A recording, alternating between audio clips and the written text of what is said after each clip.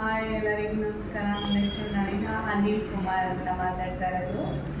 ನಾನು ಬಂದು ಆ್ಯಕ್ಚುಲಿ ಏನಂದರೆ, ನಾನು ಫಸ್ಟು ಡ್ರೀಮ್ ಡೀಲ್ ಹೊರತುಪಡಿಸಿ ನಾನು ಯಾವ ಥರ ನನ್ನ ಲೈಫ್ನ ಲೀಡ್ ಮಾಡ್ತಿದ್ದೆ ಅಂತ ಹೇಳಿದ್ರೆ, ತುಂಬ ಎಲ್ಲದಕ್ಕೂ ಯೋಚನೆ ಮಾಡ್ತಿದ್ದೆ.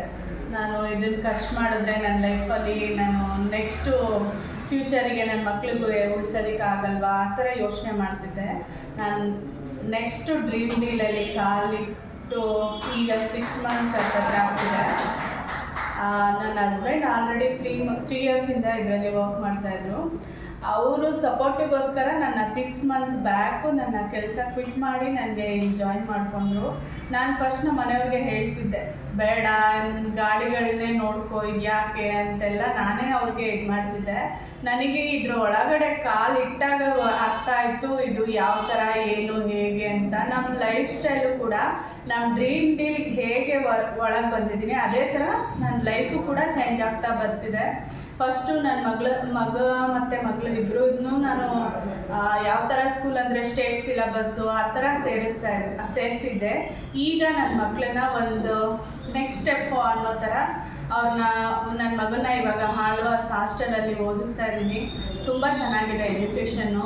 ಮತ್ತು ನನ್ನ ಮಗಳೂ ಕೂಡ ಒಳ್ಳೆಯ ಸ್ಕೂಲಲ್ಲೇ ಸೇರಿಸಿದ್ದೀನಿ.